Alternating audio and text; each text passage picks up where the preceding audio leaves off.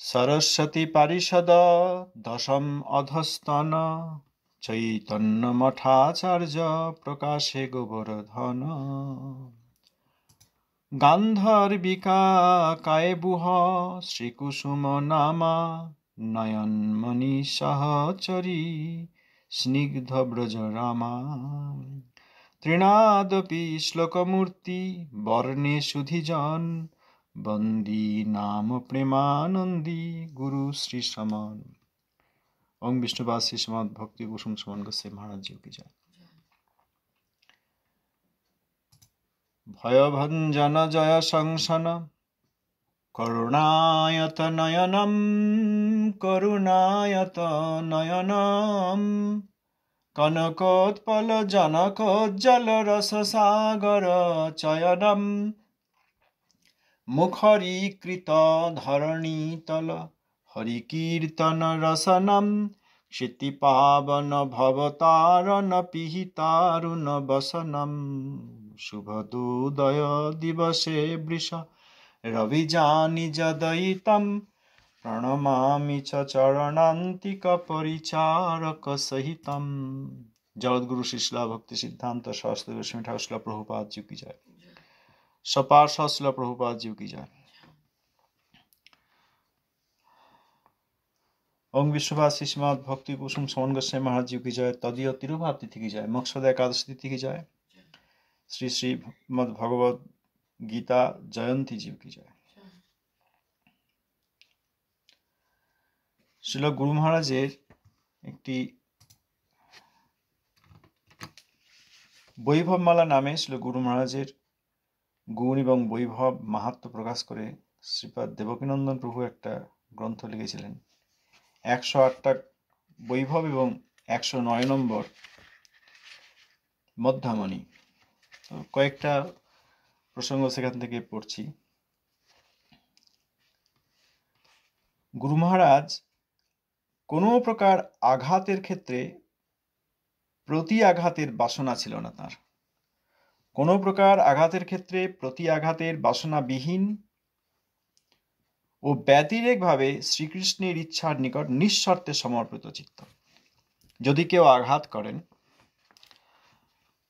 সাধারণ লোক আমরা বদ্ধ জীব, এই জগতে আমরা প্রতি আঘাত করতে চাই। কেউ একটা কিছু বললেও সেই কথা বলার একটা উত্তর দিতে চাই।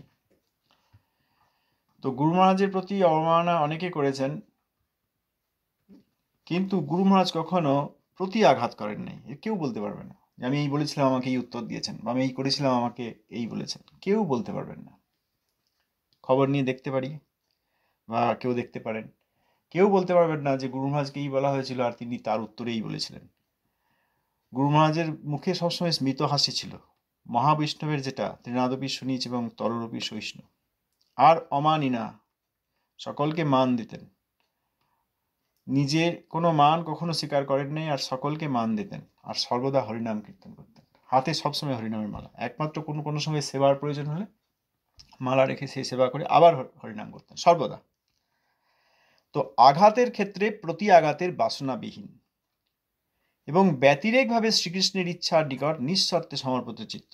অর্থাৎ কেউ যদি আঘাত করে, তিনি জানতেন যে কৃষ্ণের ইচ্ছা। আমাকে আঘাত করছে, ঠিক আছে, কৃষ্ণের ইচ্ছা। প্রভুপাদের শিক্ষায় আছে, যদি আমাদেরকে কেউ কোনো আঘাত করে, অসুবিধা করে, তাহলে ত্রিনাদপি সুনীচ হওয়ার একটা সুযোগ পেয়েছি বলে সেই আঘাত সহ্য করা উচিত। কিন্তু এই জগতের লোক তা করে না, একমাত্র মহাবৈষ্ণবই করতে পারেন। একবার একজন যিনি এটা করেছিলেন, তিনি আমাদেরকে গুরু মহারাজের অপ্রকটের পর খুব কষ্ট পেয়ে এসে সবার সামনে সভায় বলেছিলেন যে আপনাদের সামনে আজ ক্ষমা চেয়ে নিচ্ছি। আমার হাতে ভাণ্ডারের দায়িত্ব ছিল, একটা চাবির গোছা ছিল, থাকে না চাবির রিং, তাতে অনেক চাবি থাকে। সেই সমগ্র চাবির রিংটা রেগে গিয়ে আমি ওনার দিকে ছুড়ে দিয়েছিলাম। সেইটা গিয়ে ওনার হাতের কোনো খুব জোরে লেগেছিল। ওই লাগার পর উনি কিন্তু হেসেছিলেন, এবং তিনি বলছেন তিনি কখনো তার কাছে সেই বিষয়ে ক্ষমা চেয়ে নিন নাই। তা আজকে আপনাদের সামনে তিনি সেদিন গুরু মহারাজের প্রকটের পরে সে সবাই বলেছিলেন যে আপনারা সব গুরু মহারাজের শিষ্যা, তার নিজজন, আপনাদের কাছে সেই কথা বলে আমি আজ ক্ষমা চেয়ে নিতে চাই। দেখুন, আবার এই প্রত্যেক দিন এখানে এই বৈভবমালাতেও লেখা আছে যে শ্রী মুরারি গুপ্তের শ্রীপাঠ, শ্রী যোগপীঠ, শ্রী শিবাসঙ্গন, শ্রী অদ্বৈত ভবন ও শ্রী গদাধর অঙ্গনে নিত্য গমনাগমনে যুগপথ নিজ ভজন ও শ্রী মঠের সুষ্ঠু পরিচালনে আগ্রহী। প্রত্যেক দিন এইসব মন্দির দর্শনে যেতেন। যোগপীঠ, শিবাসঙ্গন, মুরারি গুপ্তের শ্রীপাঠ, গদাধর অঙ্গন, অদ্বৈত ভবন। তো সেই সময়ে গুরু মহারাজ তো ডাক্তার ছিলেন। তা ওই লোহিয়া বিড়লার ওইদিকে কোনো একজন থাকতেন, মঠেরই কোনো ভক্ত। তার খুব খুব শরীর খারাপ ছিল। গুরু মহারাজ দেখা করতে গেছেন, ওষুধ নিয়ে গেছেন। তা সেই ব্যক্তি গুরু মহারাজকে দেখি খুব গালিগালাজ, রাগারাগি। আর এত গালিগালাজ শুনে গুরু মহারাজ কিন্তু চুপ করে দাঁড়িয়ে আছেন, হাসছেন। ওষুধ দিয়েছেন, বুঝিয়ে দিয়েছেন। তখন সেই ব্যক্তি খুব আশ্চর্য হয়ে বলল, আরও রেগে গিয়ে বলল যে আমি যে আপনাকে এত গালিগালাজ করলাম, রাগারাগি করলাম, এত বললাম, আপনি রাগলেন না। গুরু মহারাজ যে রাগলেন না, তাতে সে আরও রেগে যাচ্ছে। পরে তারা তাদের ভুল বুঝতে পেরেছেন। আবার শ্রী চৈতন্য মঠের মধ্যে শ্রী মায়াপুরে একজন ব্যক্তি গুরু মহারাজের খুব বিরোধিতা করে, খুব রাগারাগি আর খুব খারাপ কথা বলছিল, চেঁচামেচি করে। তা গুরু মহারাজ তো হাসলেন, তাকে শান্ত করার চেষ্টা করলেন, সে তো শান্ত হচ্ছে না। গুরু মহারাজ মৃতহাস্য, হাতে হরিনাম। সেই ব্যক্তি আবার একটা গাছ, ওই চৈতন্য মঠের মধ্যেই একটা বড় গাছের নিচে বসে গিয়েও গালাগাল করছে। সেখানে গিয়েও তার মাথা ঠান্ডা হচ্ছে না। তখন ওই গাছের উপর থেকে একটা ভয়ঙ্কর সাপ নেমে এসে তার মাথায় দংশন করেছিল এবং স্পট ডেথ হয়েছিল, সঙ্গে সঙ্গে মৃত্যু। সেইটা দেখে গুরু মহারাজ করুণাময় খুব দুঃখ পেয়েছেন। এরকম হয়ে গেল। তা তার আত্মার ভগবান কল্যাণ করুন। দেখুন, এইরকম মহাবৈষ্ণব যে তিনি কখনো অপরাধ নিলেন না। এরকম বহু আছে। এই আঘাতের ক্ষেত্রে প্রতি আঘাতের বাসনাবিহীন। তিনি পারমার্থিক দৈনিক বার্তাবহ শ্রী নদিয়া প্রকাশের কার্যাধ্যক্ষ ছিলেন। বৃহৎ মৃদঙ্গ সেবায় উৎসর্গীকৃত প্রাণ, অর্থাৎ এই প্রিন্টিং প্রেস, একে প্রভুপাদ বলেছিলেন বৃহৎ মৃদঙ্গ। এমনি করতাল মৃদঙ্গ কীর্তন হয়, সেই কীর্তনের আওয়াজ কিছু দূর পর্যন্ত যায়, কিন্তু প্রিন্টিং প্রেস হচ্ছে বৃহৎ মৃদঙ্গ। কারণ প্রিন্টিং প্রেসে যে গ্রন্থ পাবলিশ করা হয়, সেই গ্রন্থ বহুদূর চলে যেতে পারে, জগতের সর্বত্র চলে যেতে পারে। পারমার্থিক মাসিক শ্রী গৌড়ীয় পত্রিকার সম্পাদক। অপ্রাকৃত পরিচয়ে সকলের প্রতি সম্মান প্রদর্শক, স্বরূপের পরিচয়ে সবার প্রতি সেব্য বিচারপর। ছোট শিশুকেও তিনি সেব্য জানতেন, কারণ তার মধ্যে আত্মা পরমাত্মা এবং আত্মা ভগবানের নিত্যদাস, এবং কোনো না কোনোভাবে সৌভাগ্যক্রমে তাঁরা শ্রী চৈতন্য মঠে, শ্রী গৌড়ীয় মঠে প্রভুপাদের সেবায় এসছেন। অতএব তাদের শরীরের বয়স বা কতদিন এসছেন তাদের গুণাগুণ না দেখে তাদেরকে আত্মারূপে দর্শন করে সম্মান করতেন। সেব্য বিচারপর, সেব্য বিচার করতেন। সেব্য মানে যাকে সেবা করা উচিত। ভগবান সেব্য, বৈষ্ণব সেব্য, গুরুদেব সেব্য। আর গুরু মহারাজ এই সব ব্যক্তিদেরকেও সেব্য মনে করতেন, যে এরা আমার সেব্য। বাহ্যিক কারণে বিতৃষ্ণ হইয়া মঠবাসীদের মঠত্যাগের সিদ্ধান্তের হৃদয়বান বিরোধী। আরোগ্যশালায় সমাগত রোগীদের যন্ত্রণাময় চিৎকারে চিকিৎসার উদ্দেশ্যে আগত রোগীর আরোগ্যশালা ত্যাগের মতো ভুল না করার পরামর্শ দিয়া মঠ ত্যাগের পরিকল্পনা যে আত্মহত্যার সামিল, তাহার সুযোগ্য ব্যাখ্যাকারী। হয় না, অনেক সময় কোনো বাহ্যিক কারণে কেউ বিতৃষ্ণ হয়ে চলে যেতে চায়, থাকবো না মঠে, চলে যাচ্ছি, বাড়ি যাচ্ছি। অর্থাৎ হৃদয় থেকে চাইতেন না যে কেউ চলে যাক। এসেছে মহামায়া দুর্গ থেকে একজন, তাকে উদ্ধার করতে হবে, তিনি মঠে থেকে ভজন করুন। তো হাসপাতালে যেমন অনেক রোগী থাকে, চিৎকার করে কষ্ট পায়, সেইখান থেকে সেই সব চিৎকারে বা অন্যান্য রোগীর ব্যবহারে একজন রোগী যদি হাসপাতাল ছেড়ে চলে যায়, তাহলে সেই রোগীর তো আর চিকিৎসা হলো না, তার তো আর রোগ নিরাময় হলো না। এইরকম শ্রীচৈতন্য মঠ, গৌড়ীয় মঠ ত্যাগ করে চলে যেও না, এটা আত্মহত্যার সামিল হবে। এই সুযোগ ভালোভাবে ব্যাখ্যা করে বলে যেতেন। আচার্যপাদ অর্থাৎ ছিল ভক্তিবিলাস তীর্থ গোস্বামী মহারাজ, প্রভুপাদ পৃষ্ঠ, তাঁর দ্বারা বিতাড়িত মঠবাসী, যদি কেউ ভুল করে অপরাধ করে, তাকে তো ছিল তীর্থ গোস্বামী মহারাজ তাড়িয়ে দেবে, যে তুমি ভজন করতে আসো না, এসব করতে আসো, যাও, বেরিয়ে যাও। তো সেরকম হলে ছিল তীর্থ গোস্বামী মহারাজ তাড়িয়ে দিয়েছেন এরকম ব্যক্তিকে, আবার তীর্থ গোস্বামী মহারাজের সঙ্গে কথা বলে তার অনুমতি নিয়ে আবার তাদেরকে ফিরিয়ে আনতেন। এরকম অনেক ঘটনা আছে, এখন নাম বলছি না, আপনারা সবাই জানেন, নাম বললেই বুঝতে পারবেন। এরকম একজন ব্যক্তি তীর্থ গোস্বামী মহারাজ তাড়িয়ে দিলে তিনি পালিয়ে গেছিলেন বাড়ি। তা গুরু মহারাজ গিয়েছিল, তীর্থ গোস্বামী মহারাজকে বললেন যে একজন এসেছিল ভজন করবো বলে, তো তাকে সে চলে গেল, ভুল করেছে বুঝতে পারছি, তা তাকে ক্ষমা করে দিন, আবার সে ফিরে আসুক, আপনি অনুমতি দিন। তখন ছিল তীর্থ গোস্বামী মহারাজ বলেছিলেন, খুব ভয়ঙ্কর লোক, খুব বাজে ছেলে, এই মঠে থাকলে ক্ষতি হবে, আপনি কি দায়িত্ব নেবেন? তাহলে আপনি নিয়ে আসতে পারেন। তখন গুরু মহারাজ আবার চিঠি লিখে তাকে ফিরিয়ে নিয়ে এসেছিলেন। এই আচার্যপাদ কর্তৃক বিতাড়িত মঠবাসীদের পুনরায় মঠে প্রত্যাবর্তন করাইতে সকাতর প্রার্থনায় আচার্যপাদের হৃদয়ের কঠোরতার পাশাপাশি কোমলতার আবিষ্কারক। অর্থাৎ বৈষ্ণবের হৃদয়ে যেমন বজ্রাদপি কঠোর, সেরকম আবার কুসুমের ন্যায় কোমল। ছিল তীর্থ গোস্বামী মহারাজ তাড়িয়ে দিয়েছেন ঠিকই, আবার তার সঙ্গে কথা বলে প্রার্থনা আদি করে আবার ফিরিয়ে আনার ক্ষেত্রে ছিল তীর্থ গোস্বামী মহারাজের হৃদয়ে যে একটা কোমলতা আছে, সেইটা আবিষ্কারক। আবার অনেক মঠবাসী সেবকদের অপছন্দের শাখামঠে যাইতে অনীহা সস্নেহে ও সুযুক্তিপূর্ণ উপদেশে পরিবর্তিত করিয়া উৎসাহ ও নিষ্ঠা বৃদ্ধির জাদুকর যেতে চায় না অনেকে, দূরে ছোট মঠ, হয়তো অনেক দূরে, তারা মঠে থাকতে চায়, তারা মায়াপুরে থাকতে চায়, কিন্তু সেই শাখা মঠ তো শ্রী চৈতন্য মঠেরই অবতার, গৌড়ীয় মঠ, সেখানে তো সেবা করতে হবে। অনেক বুঝিয়ে যুক্তি দিয়ে আবার তাদেরকে পাঠাতেন মঠ সেবার জন্য, কারণ অন্যান্য গৌড়ীয় মঠে সেবা করলেও ওই শ্রী মায়াপুর ধামবাসী হবে, শ্রী চৈতন্য মঠের সেবাই হবে, কোনো পার্থক্য নেই। এই সুযোগ্য যুক্তি দিয়ে বুঝিয়ে দিতেন। নিদ্রা ও তন্দ্রার অভিনয়ের অন্তরালে ছিল প্রভুপাদের নির্দেশে বিভিন্ন লোকপালের ভবন ও সভায় শ্রী গৌড়লীলার অপ্রাকৃত কীর্তনকারী। এইটা আমাদের গুরুবর্গ সবাই করেন। ছিল ভক্তিনাথ ঠাকুরও বলেছিলেন, আমাকে এখন অসুবিধা করো না, আমি এখন জমালয়ে হরি কীর্তন করছি। আবার কোনোদিন ছিল ভক্তিনাথ ঠাকুরের দেরি হয়ে গেল ঘর থেকে আসতে, কি না আজকে দেবতারা ডেকেছিলেন একটা শ্লোকের অর্থ বুঝবার জন্য, সেইখানে কথা বলতে গিয়ে দেরি হয়ে গেছে, এরকম হয়েছে। গুরু মহারাজের ক্ষেত্রেও, প্রভুপাদের ক্ষেত্রেও, গুরু মহারাজ প্রভুপাদের আদেশে হরিকথা বলছেন, কিছুই অযৌক্তিক নয়। মহাত্মার তো সর্বত্রই গমনাগমন সম্ভব। আমরা এই শরীর ধারণ করেছি বলে একটা নির্দিষ্ট স্থানে এরম বদ্ধ হয়ে আছি। মহাবৈষ্ণব কি আর বদ্ধ জীব? মহাবৈষ্ণব সর্বত্র যেতে পারেন। তা প্রভুপাদের আদেশে বিভিন্ন স্থানে গিয়ে এইভাবে হরিকথা বলেছেন, এরকম দেখা গেছে। মঠের মধ্যে আছেন, হরিকথা বলছেন, একজন ভক্ত সেখানে দেখে গুরু মহারাজকে পরে জিজ্ঞেস করলেন যে আপনি এখানে তো কেউ ছিল না, আপনি মহাপ্রভুর এসব লীলা বিস্তার খুব আনন্দের সঙ্গে বলছিলেন, কাউকে বলো না, প্রভুপাদ ছিলেন সভায়, প্রভুপাদ আদেশ করলেন, আমি সেই জন্য হরিকথা বলছিলাম। মানে এখানে কাউকে দেখা যাচ্ছে না। প্রভুপাদ নিত্য বিগ্রহ, তাঁর পার্শ্বদগণ নিত্য বিগ্রহ, গুরু মহারাজ নিত্য বিগ্রহ, সেখানে অনেক আত্মা এসছেন, হরিকথা বলছেন, আর কোথাও বলছেন, আর কোনো স্থানে বলছেন, এইখানে দেখা যাচ্ছে তিনি বলছেন। এই তাঁরা মহাত্মা কোনো স্থানে গিয়ে হরিকথা বলেন, আর এখানে তিনি যে সাধক রূপে রয়েছেন সেখানটা দেখা যায়, এরকম অনেকেই দেখেছেন। রাত্রি 12টা, রাত্রি 2টো, মঠের মধ্যে হাতে হরিনামের মালা রয়েছে, আর এরকম কেউ নাই, চোখ বন্ধ করে আবেশে হরিকথা বলে যাচ্ছে। শ্রী চৈতন্য উপদেশ রত্নমালা গুম্ফনক, এটা খুব ছোট্ট একটা গ্রন্থ, কিন্তু খুব তত্ত্বজ্ঞানমূলক।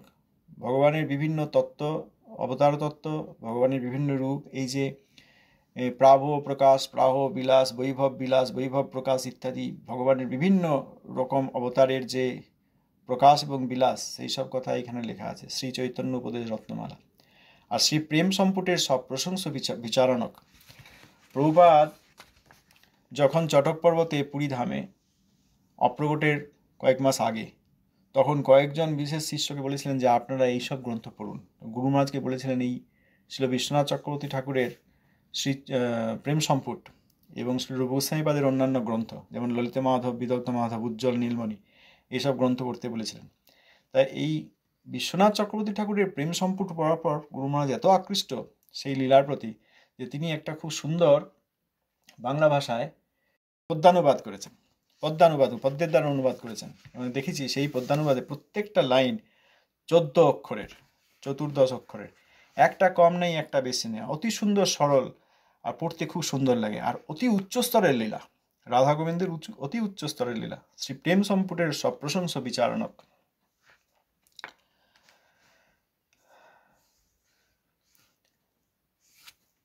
সজ্জন দুর্জন নির্বিশেষে সকলের প্রতি সমব্যবহারের অতুলনীয় নিদর্শন। এই গ্রন্থটা পাবলিশ করার পর গুরু মহারাজকে, আপনারা চিনবেন, আমি নাম বলবো না, একজন এসে বলেছিলেন যে মাস্টারমশাই আপনি দুর্জনটা আমাকে বলেছেন, সজ্জনটা ওনাকে বলেছেন আর দুর্জনটা আমাকে বলেছেন। তিনি স্বয়ং এসে বাবাকে বলেছিলেন। বাবা বললো দেখ, ইনি বুঝতে পেরেছেন। আচ্ছা, তা সজ্জন দুর্জন নির্বিশেষে এই বিভিন্ন রকম নাম আছে, বিভিন্ন রকম ব্যক্তি আছে, কিন্তু গুরু মহারাজের ব্যবহার তাদের সকলের প্রতি সমান, সকলের প্রতি সমান, সমব্যবহার। এই যে সম, এই শ্রীমদ্ ভগবদ্ গীতায় কৃষ্ণচন্দ্র বলেছেন কে আমার প্রিয়, সেখানে শত্রু মিত্র ইত্যাদি সকলের প্রতি যার সমব্যবহার এবং হৃদয়ের থেকে সমান, তিনি কৃষ্ণের প্রিয়। আর মহাবৈষ্ণবের যে গুণ হয় 26টা গুণ, তার মধ্যে সম একটা বিশেষ গুণ। এই সম ব্যবহার দেখা যায় না। প্রশংসা করলে খুব ভালোবাসবে, আর যদি প্রশংসার বিরোধ হয় তাহলেই আবার শত্রুতা করবে। তা আমরা তো মহাবৈষ্ণবের মাহাত্ম্য বলতে গিয়ে অনেক কথাই বলছি। কারোর যদি কষ্ট হয়, গায়ে লাগে, প্রমাণ করে দিন না যে এই কথা বললেও আমাদের কষ্ট হচ্ছে না, আমরা তোমার প্রতি সম, প্রমাণ করে দিন, পারবে না। এইটা গুরু মহারাজের আছে, সজ্জন দুর্জন নির্বিশেষে সকলের প্রতি সমব্যবহারের অতুলনীয় নিদর্শন। প্রভুপাদ ছিল সরস্বতী ঠাকুর গ্রন্থ রচয়িতা। খুব মৌলিক একটা গ্রন্থ, ফান্ডামেন্টাল। প্রভুপাদের সময়ের লীলা, প্রভুপাদের উপদেশ, কৃপা ইত্যাদি ঘটনা, দিন তারিখ সময়ে সেসব ঘটনা বর্ণনা করেছেন। প্রভুপাদ ছিল সরস্বতী ঠাকুর। পরবর্তীকালে প্রভুপাদ ছিল সরস্বতী গোস্বামী ঠাকুরের উপর অনেক গ্রন্থ হয়েছে। সেই সব গ্রন্থে দেখেছি গুরু মহারাজের এই গ্রন্থ হচ্ছে প্রথম রেফারেন্স। একটা বই যদি অনেক বই থেকে লেখা হয় তখনই যেমন রেফারেন্স দেওয়া হয়, এই প্রভুপাদের সম্বন্ধে বা এই ধরনের অনেক গ্রন্থে গুরু মহারাজের এই গ্রন্থ হচ্ছে প্রথম রেফারেন্স। শিল প্রভুপাদের অষ্টোত্তর শতশ্রী সংকলক, আমরা বলি না অষ্টোত্তর শতশ্রী শিল, অষ্টোত্তর শতশ্রী শিল ভক্তি সিদ্ধান্ত সরস্বতী গোস্বামী ঠাকুর, বলি না। এই অষ্টোত্তর শত অর্থাৎ 108টা শ্রী কি, এটা আছে আমার কাছে, গ্রন্থ আছে, একদিন পড়ব। সেখানে প্রভুপাদের 108টা শ্রী কি সেখানে গুরু মহারাজ আবিষ্কার করে লিখেছেন। শ্রী গৌরসুন্দর ও শ্রী শ্রী রাধা গোবিন্দের গুণাবলীর কীর্তনে প্রাত্যহিক, প্রত্যেক দিন এবং সর্বদা শ্রী শ্রী রাধা গোবিন্দের গুণাবলীর প্রমাণ শ্লোক আহরণকারী শ্রী শ্রী রাধা কুঞ্জবিহারীর কুঞ্জ সেবায় পুষ্প সেবায় শ্রী কুসুম নামনি সিদ্ধ মঞ্জরি। এই যে গতকাল আমরা পড়লাম, উপদেশক আর ভক্তি কুসুম, এই দুই উপাধি দিয়েছিলেন প্রভুপাদ গুরু মহারাজকে। এইরকম প্রভুপাদের সব অনেক শিষ্যদেরকে গুরু মহারাজ প্রভুপাদ দিয়েছেন, প্রভুপাদের শিষ্যদেরকে প্রভুপাদ দিয়েছেন। এই যে উপাধি দিচ্ছেন, এই উপাধির মধ্যেই স্বরূপের কথা প্রকাশ করা আছে। শিল তীর্থ গোস্বামী মহারাজকে তো চিঠি দিয়ে লিখেছেন, বিমল মঞ্জরি চিঠি দিয়ে লিখেছেন। আর অন্যান্য অনেক ক্ষেত্রে তিনিও শিষ্যকে সাক্ষাৎ বলেছেন, অনেক সময় হৃদয়ে বলেছেন, অনেক সময় উপাধি দানের দ্বারা বলেছেন। গুরু মহারাজকে উপাধি দেওয়ার সময় বলেছিলেন ভক্তি কুসুম, অর্থাৎ ব্রজে কুসুম নাম নিষিদ্ধ মঞ্জরি। শ্রী গোবর্ধন কন্দরে শ্রী রাধারানীর নৃত্যের সব প্রশংসক দর্শক। শ্রী গোবর্ধন কন্দরে শ্রী রাধারানীর নৃত্যের সব প্রশংসক দর্শক। গুরু মহারাজ এইসব দর্শন করতেন, এই বৃক্ষলতা ইত্যাদি সব বৃন্দাবনের। আর এই গোবর্ধন যে তিনি প্রকাশ করেছেন, গোবর্ধন প্রকাশ করেছেন এমনি নয়, গোবর্ধনের অতি প্রিয়। গোবর্ধন অভিন্ন ভক্তরাজ, আর গোবর্ধনে কৃষ্ণের অনেক লীলা হয়। গোবর্ধন দাসগণের মধ্যে কৃষ্ণের সবচেয়ে প্রিয়। হন্তায় মদ্রিরবলা হরিদাস বরজ, সেই শ্লোকানুসারে এই গোবর্ধন কন্দরে শ্রীমতী রাধারানীর নৃত্যের সব প্রশংসা দর্শক, অর্থাৎ হরিনাম করতে করতে এইসব লীলা তিনি দর্শন করতেন। এবং কিভাবে রাধারানী নৃত্য করছেন অন্য ব্রজদেবীদের সঙ্গে এই গোবর্ধনে, সেই কথা, সেই বস্তু গুরু মহারাজ ভজনে দর্শন করতেন। আর এই কিভাবে নৃত্য হচ্ছে, কি হচ্ছে, এইসব প্রশংসা করে এই বিষয়ের হরিকথা খুব নিজজনকে যারা ভজনে পটু তাদেরকে বলতেন। শ্রী রাধাকুণ্ডে শ্রী রাধারানীর বিনা শ্রবণে সমাহিত চিত্ত সেবিকা।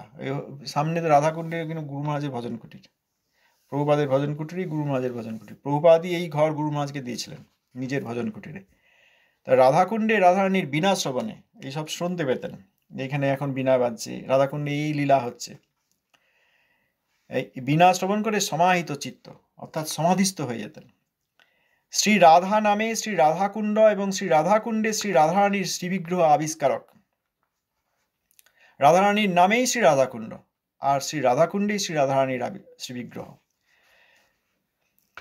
শ্রীকৃষ্ণ নামে শ্রীকৃষ্ণ ধাম ও শ্রীকৃষ্ণ ধামে শ্রীকৃষ্ণ বিগ্রহ স্ফূর্তির সাহজিক প্রেম বিলাসী। শ্রী বিশ্ব বৈষ্ণব রাজসভার উজ্জ্বল রত্ন বিশেষ। শ্রী নবদ্বীপ ধাম প্রচারিণী সভার অন্যতম প্রচারক। শ্রী মঠাশ্রিত জনের ভজন সৌষ্ঠব বৃদ্ধিতে শ্রী যুগলকুণ্ড পরিক্রমা প্রবর্তনকারী। এই আজকে যে এই রাধাকুণ্ড শ্যামকুণ্ড পরিক্রমা করছেন, এই পথটা কিন্তু গুরু মহারাজই করে দিয়েছিলেন। রাধাকুণ্ড শ্যামকুণ্ড যুগলকুণ্ড পরিক্রমা হবে বলে এই যে পুরো পথ রয়েছে, রাস্তা রয়েছে, এই গোবর্ধনের দিক থেকে গিয়ে পূর্ব দিকে রাধাকুণ্ড হয়ে পশ্চিম মুখে গিয়ে শ্যামকুণ্ড, ফিরে গিয়ে প্রভুপাদের মন্দির, ভক্তিবিজয় ভবন হয়ে প্রভুপাদের মন্দির পরিক্রমায় আসা হয়। এই রাধাকুণ্ড শ্যামকুণ্ড যুগলকুণ্ডের পরিক্রমা প্রবর্তন করেছিলেন, তাঁর সময় শুরু হয়েছিল এবং এই পথ তিনিই করে দিয়েছিলেন। শ্রী মঠাশ্রিত জনের ভজন সৌষ্ঠব বৃদ্ধিতে শ্রী যুগলকুণ্ড পরিক্রমা প্রবর্তনকারী। শ্রী ব্রজপত্তনে শ্রী গোবর্ধন বিগ্রহ প্রকটনকারী। যেমন প্রভুপাদ রাধাকুণ্ড আবিষ্কার করেছেন, শ্রীল তীর্থ গোস্বামী মহারাজ শ্যামকুণ্ড, আর গুরু মহারাজ গোবর্ধন। নিরুপাধিকরণ শ্রী শচীনন্দনের প্রিয়তা সূত্রে শ্রী গিরিরাজের নিকট বাসের ভক্তবাসনা পূর্তিকারী। এখানে গোবর্ধন আছেন, তিনি প্রকাশ করেছেন। প্রভুপাদ চেয়েছিলেন নিজ নিকট নিবাস দেহি গোবর্ধনোত্তম, হে গোবর্ধন আপনি আমাকে নিজ নিকটে বাস দিন। কারণ প্রভুপাদ তো নিত্য রাধাকুণ্ডের অধিবাসী, নিত্য ব্রজের, সেই জন্য প্রভুপাদ এসছেন, তার সঙ্গে ধামও এসছেন। তা গোবর্ধনও আছেন, গুরুমহারাজ সেই প্রকাশ শৈলী প্রকাশ করেছেন। 12 সপ্তক শ্রী কুণ্ড পরিক্রমার ফলদানের উদ্দেশ্যে শ্রী কুণ্ড পরিক্রমার সঙ্গে শ্রী গোবর্ধন পরিক্রমা অভিযোজক। 7 বার কুণ্ড পরিক্রমা করলে একবার গোবর্ধন পরিক্রমার ফল হয়। তাহলে একবার গোবর্ধন পরিক্রমা করলে 7 বার কুণ্ড পরিক্রমার ফল হয়। তাহলে গোবর্ধন এবং রাধাকুণ্ড শ্যামকুণ্ড একসঙ্গে পরিক্রমার ব্যবস্থা করে, যদিও আমরা একবার রাধাকুণ্ড শ্যামকুণ্ড পরিক্রমা করছি, কিন্তু যেহেতু গোবর্ধনের পরিক্রমা হলো, অতএব এইটা 8 বার রাধাকুণ্ড শ্যামকুণ্ড পরিক্রমার সমান হয়ে গেল। শ্রী গিরিতটে প্রেমের আপ্লাবন ক্ষেত্র শ্রী রাধাকুণ্ড। ব্রজের এই আস্বাদনকে ঘনীভূত করে প্রেমের প্লাবন ক্ষেত্র শ্রী রাধাকুণ্ড তটে শ্রী গিরিকন্দর প্রকাশ শৈলী। শ্রী চৈতন্য মঠে শ্রী নৃসিংহদেবের রথযাত্রা উৎসবের প্রবর্তক। এই ব্রত মাসের পরে নৃসিংহদেবের রথযাত্রা হতো যোগপীঠে, এটা পরে বন্ধ করে দেওয়া হয়েছে এই যখন গুরু মহারাজের প্রকটের কয়েক বছর পর। তা আমি দেখেছি ছিল ভক্তি কমল অবধূত গোস্বামী মহারাজ, প্রভুপাদের শিষ্য, তিনি তখনকার যিনি এইসব করেছিলেন এবং বন্ধ করেছিলেন, তাকে খুব খুব কড়া এবং খুব রেগে গিয়ে প্রশ্ন করেছিলেন কেন নৃসিংহদেবের রথ বন্ধ হবে। কারণ সাধক হিসেবে আমাদের তো অনেক অনর্থ আছে, নৃসিংহদেবের কৃপায় এইসব অনর্থগুলো আমাদের চলে যাবে। শ্রী দামোদর ব্রতের অব্যবহিত পরেই শ্রী নৃসিংহদেবের রথযাত্রার আয়োজনে সুষ্ঠুভাবে ব্রত পালনে অনর্থ বিদূরিত হয়, ইহার ইঙ্গিত ও শিক্ষাদাতা। দামোদর ব্রতের পর এই নৃসিংহদেবের রথ হয়েছিল যাতে সাধক জীবের অনর্থাদি চলে যায় এই ব্রত অনুষ্ঠানের পর। ব্রতানুকূলে শ্রী নৃসিংহদেবের কৃপাবরণ করিয়া সাধন ভক্তি হইতে ভাব ভক্তিতে উত্তরণের আহ্বায়ক। শ্রী রাধাকুণ্ডে শ্রী শ্রী রাধা গোবিন্দের সলিল বিহার ও ফুলদল অনুষ্ঠানের প্রবর্তক। এখন আর হয় কিনা জানি না, কারণ অনেক কিছুই তো অপ্রকট হয়ে যাবে। মহাবিষ্ণু অপ্রকটের পর অনেক কিছুই অপ্রকট হয়ে যাবে, ভজন অপ্রকট হয়ে যাবে, ভজনানন্দী অপ্রকট হয়ে গেলে ভজন অপ্রকট হয়ে যাবে, ভজনের যেসব সুযোগ সেগুলো অপ্রকট হয়ে যাবে, আছে কিন্তু অপ্রকটে আছে, ভজন করতে পারলে আবার সেই সুযোগগুলো পাওয়া যাবে। শ্রী রাধাকুণ্ডে শ্রী রাধা গোবিন্দের সলিল বিহার ও ফুলদোল অনুষ্ঠানের প্রবর্তক।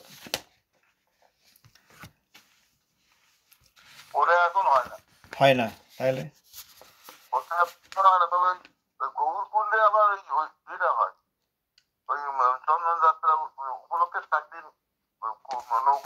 হ্যাঁ ওটা হ্যাঁ, কিন্তু রাধাকুণ্ডে ঠিক, কিন্তু শ্রী রাধাকুণ্ডে শ্রী শ্রী রাধা গোবিন্দের সলিল বিহার ও ফুলদোল সেই অনুষ্ঠানের প্রবর্তক ছিলেন।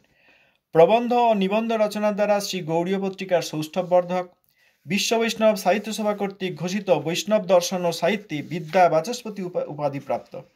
গুরু মহারাজ ডাক্তার ছিলেন, কিন্তু তার আগে যখন কলেজে পড়াশোনা করছেন তখন অঙ্ক তার সাবজেক্ট ছিল, অঙ্কতে তখন কঠিন, লেটার মার্কস পেয়েছিলেন। আর সংস্কৃত তার বিষয় ছিল, সংস্কৃতেও তিনি লেটার মার্ক পেয়েছিলেন। পরবর্তীকালে ডাক্তারি করেছেন। কৃষ্ণনগরে শ্রী গৌড়ীয় মঠের প্রতিষ্ঠাতা, শ্রী তারকেশ্বর কর্তৃক আদিষ্ট হইয়া পাদগ্রহণের নিমিত্ত আগত আর্তের কল্যাণে মৌনাবলম্বন রূপ অনুকূলতা বিধায়ক। একজন এই তারকেশ্বরের কাছে হত্যে দিয়ে পড়েছিলেন, থাকে না এই যে আমার এইটা চাই, এই কষ্ট হচ্ছে। তার একটা রোগ ছিল ভয়ঙ্কর, খুব কষ্ট হতো, তিনি শেষে গিয়ে কোনো ওষুধে এতে না সারায় তিনি তারকেশ্বরের কাছে গিয়েছিলেন, দিয়ে সারাদিন সারা রাত না খেয়ে পড়েছিলেন। রাত্রে তারকেশ্বর স্বপ্ন দিয়ে বলেছিলেন যে আপনি শ্রী চৈতন্য মঠের আচার্য আছেন ভক্তিকুসুম সমন গোস্বামী মহারাজ, তার কাছে যদি চরণামৃত নিতে পারেন তাহলে আপনার এই রোগ সেরে যাবে। স্বয়ং তারকেশ্বর শিবজি বলেছিলেন। আচ্ছা, তা তিনি এসে নিয়েছিলেন। গুরু মহারাজ তো চরণামৃত দেবেন না, তিনি তো সকলকে সেব্য বুদ্ধি করেন, এত বড় মহাবৈষ্ণব। তখন উনি যখন ওই ভজনে ব্যস্ত, তখন ওই একজন সেবক কোনোভাবে চরণের একটু জল নিয়ে সেই ব্যক্তিকে দিলে তার সেই রোগ নিরাময় হয়েছিল। গুরু মহারাজ কাছে দর্শনে আসতেন। শ্রী শিবজির নির্দেশে শৈব দম্পতিকে আশ্রয়দানে কৃতকৃতার্থকারী। আজকে তো আর সময় নাই, নাহলে এই ঘটনাটা একটা বড় ঘটনা আছে, এটা আরেকদিন আমরা আলোচনা করব। স্বয়ং শিবজি কিভাবে একজন স্বামী স্ত্রী যারা শিবের নিষ্কাম ভক্ত ছিলেন, সেই রকম দম্পতি স্বামী স্ত্রীকে শিবজি পাঠিয়ে দিয়েছিলেন গুরু মহারাজের কাছে দীক্ষা নেওয়ার জন্য। তাঁরা প্রথমে বলেছিলেন শিবজি, তারপর তারা পরে একদিন আলোচনা করব বিস্তারে। প্রথমে বলেছিলেন তারা অনেক খুঁজে বৃন্দাবনে গেছিলেন। বৃন্দাবনে গেলে সেখানে শিবজি আবার তাদের স্বপ্ন দিয়ে বলেছিলেন এখানে কেন, এখানে নয়, তোমরা মায়াপুরে শ্রী চৈতন্য মঠে যাও। গুরু মহারাজের নাম করে বলছিলেন যে ইনি আচার্য আছেন, তার কাছে গিয়ে দীক্ষা নিও। স্বয়ং শিবজি বলছেন। এসব মানে অকল্পনীয় ঘটনা, শুনলে মনে হবে গল্প, কিন্তু এগুলো ঘটনা। সেই ব্যক্তিরা আসতেন, তাদের সঙ্গে দেখা হয়েছে, এখনো দেখেছেন এরকম ভক্ত আছেন। তাই আরেকদিন আলোচনা করব। স্বজাতীয়াশয় স্নিগ্ধ শিষ্যগণের ভজনাগ্রহ বৃদ্ধির নিমিত্ত নিজজনের শক্তি সঞ্চারপূর্বক সমন বিহার নির্মাণে অনুমতি প্রদাতা। গুরু মহারাজ কখনো কোনো মঠ মন্দির আলাদা করেন নাই। এই চৈতন্য মঠে ছিলেন শেষ রক্তবিন্দু পর্যন্ত, শেষ শ্বাস নিঃশ্বাস। তা এইরকম আরও ঘটনা আছে। আমার যেটুকু এক মিনিট 2 মিনিট আছে, একটা কথা বলতে চাই। যেদিন গুরু মহারাজ অপ্রকট হলেন সেদিন তো গেলাম বাবা মার সঙ্গে, একদম সন্ধ্যের একটু আগে পৌঁছালাম। তা গিয়ে দেখলাম শ্রী চৈতন্য মঠে তখন আরও গাছপালা। এই যে প্রভুপাদের মন্দির আছে না, চারিদিকে দেবদারু গাছ ছিল, এখন তো আর শুকনো দেখা যায় না। ওই প্রত্যেকটা স্তম্ভের পাশাপাশি বিরাট চওড়া মোটা অনেক দিনের দেবদারু গাছ ছিল। আর আরও অনেক দেবদারু ছিল, এখন সব হয়েছে। আরও অনেক বৃক্ষলতা ছিল, অনেক কেটে গেছে। এখন অনেক ফুলের গাছ ইত্যাদি লাগানো হয়েছে, কিন্তু অনেক বড় গাছ কিন্তু আর নাই। তা তখন ওই প্রচুর পাখি ওই দেখতাম, সন্ধ্যা আর সকালে খুব গান গাইতো। যেদিন গুরু মহারাজের অপ্রকট তিথি সেদিন যখন পৌঁছালাম, গুরু মহারাজ তো ভোরবেলায় অপ্রকট হয়েছেন মোক্ষদা একাদশী তিথিতে, আজকের দিনে। যখন পৌঁছালাম তখন এই শ্রী চৈতন্য মঠের যে পশ্চিম দিকের গেট আছে, মানে যোগপীর শিবাসন থেকে হেঁটে এসে যখন ঢুকবেন, সেইখানে যে গেট আছে সেইখান দিয়ে ঢুকছি, একটি পাখি ডাকছে না, একটিও পাখি ডাকছে না, সব একদম নিস্তব্ধ, চুপ। সন্ধ্যা হয়ে আসছে, তাহলে তখন পাখিরা তো ঘরে আসে, ডাকে। অন্যান্য দিন খুব আওয়াজ হয়, গান করে তারা, একটি পাখিও ডাকে না। গিয়ে দেখলাম গুরু মহারাজ এখানে শুয়ে আছেন, একদম জাস্ট শুয়ে আছেন। আর সাধারণ মানুষ মরে যাওয়ার কয়েক ঘন্টা পর হাত পা শক্ত হয়ে যায়, আঙুল শক্ত হয়ে যায়। গুরু মহারাজ অপ্রকট হয়েছেন ভোরবেলায়, তার মৃত্যু নয় বা সাধারণ লোক নয়, সমাধি। ওই সন্ধ্যাবেলায়, মানে কত ঘন্টা পর, সন্ধ্যাবেলায়, ভোরবেলা অপ্রকট হয়েছেন, সন্ধ্যাবেলায় গুরু মহারাজকে বসানো হলো, উনি বসলেন, স্নান করানো হলো, স্নান করলেন, গা মুছিয়ে দেওয়া হলো, দিয়ে ভোগ দেওয়া হলো। একদম মনে হচ্ছে বসে আছে, আহ্নিক করছেন, এইভাবে বসে আছেন, সমাধি। তারপরে সমাধি দান করা হলো। তা গুরু মহারাজ এখানে বৈভবমালাতে এই কথা দেবকীনন্দন প্রভু লিখেছেন যে শিল রূপ গোস্বামী পাদের ভজন কুটির ও সমাধি মন্দিরের সাম্মুখ্যের ন্যায় নিজ ভজন কুটিরেই সমাধি লাভের মাধ্যমে সাধন ও সিদ্ধির সংলগ্নতার সত্যতা জ্ঞাপক। তারপর আরও অনেক ঘটনা আছে, আমরা আবার এই নিয়ে আলোচনা করবো। আজ তো সময় হয়ে গেছে। গুরু মহারাজের চরণে প্রণাম জানাই। আপনারা যারা গুরু মহারাজের এই সব মাহাত্ম্যের কথা শুনলেন, এই গুরু মহারাজের মাহাত্ম্য শ্রবণকারী ভক্তরাও গুরুর সমান। অতএব আপনারা যারা যারা এসছেন তাদেরকে গুরুর সমান বলে আপনাদের প্রত্যেকের চরণধরি আমি আমার মাথায় নিই। প্রভুপাদের হরিকথামৃত থেকে পড়লাম না, যে যারা গুরুদেবের মহিমা শ্রবণকারী তারা সকলেই গুরু। অতএব সেই দিক থেকে আপনাদের মধ্যে সকলের মধ্যেই গুরুর বিভব রয়েছে। আমার মতো একটা অধম জীব, যার মধ্যে কোনো ভক্তির লেশ কোনোদিন থাকে নাই, হয় নাই, সেই রকম ব্যক্তির মাথায় আপনারা সকলেই একটি দুটি করে চরণধূলি দিয়ে আমাকে আশীর্বাদ করুন, এই প্রার্থনা রেখে গুরু মহারাজের চরণে প্রণাম করে, সপার্ষদ প্রভুপাদের শ্রীচরণে, সপার্ষদ গুরু মহারাজের চরণে প্রণাম করে দণ্ডবত প্রণাম।